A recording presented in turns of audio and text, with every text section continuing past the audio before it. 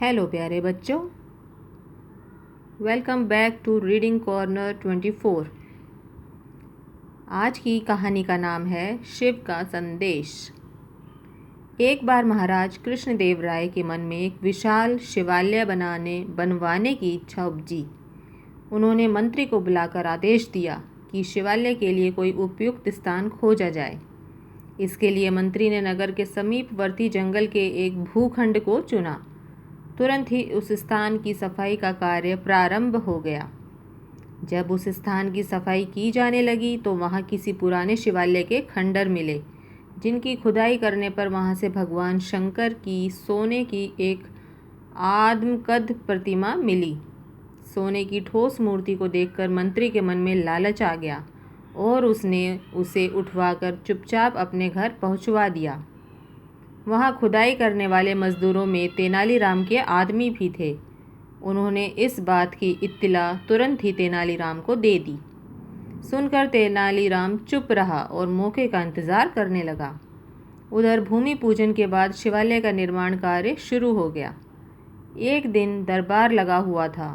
तभी महाराज ने एकाएक दरबारियों से पूछा कि भगवान की कैसी मूर्ति बनवाई जाए। दरबारी अपनी अपनी राय देने लगे। महाराज कुछ तय नहीं कर पाए और बात दूसरे दिन के लिए टल गई। दूसरे दिन जब दरबार लगा तो दरबार में एक जटाजूटधारी सन्यासी ने प्रवेश किया। महाराज ने सिंहासन से उठकर उनका स्वागत कर सम्मान सहित आसन दिया। राजन, सिंहासन पर न बैठकर सन्यासी बोले, मैं आपकी चिंता का निवारण करने भगवान शिव के आदेश पर यहाँ उपस्थित हुआ हूँ और आपके लिए उनका संदेश भी लाया हूँ। भगवान शिव का संदेश? महाराज रोमांचित से हो उठे। यथाशीघ्र बताएं ऋषिवर, क्या संदेश भेजा है भगवान शिव ने? राजन, मंदिर के लिए भगवान शंकर ने स्वयं अपनी स्वर्ण निर्मित आदमकद प्रतिमा भेज दी है और इस समय वह मंत्री जी के घर पर रखी है। उसे वहाँ से उठवाकर मंदिर में प्रतिष्ठित कर दो।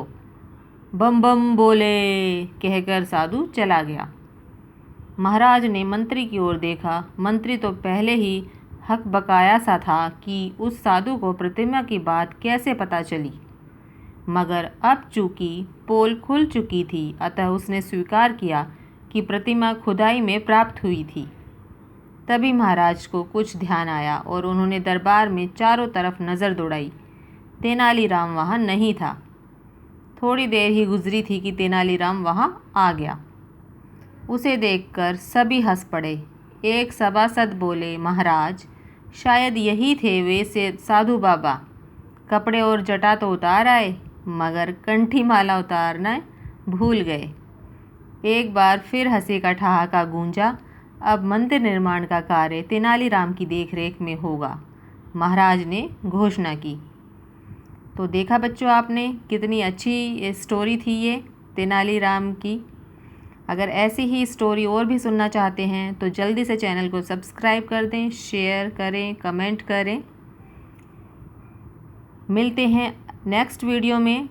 तब तक के लिए जय हिंद, वंदे मातरम।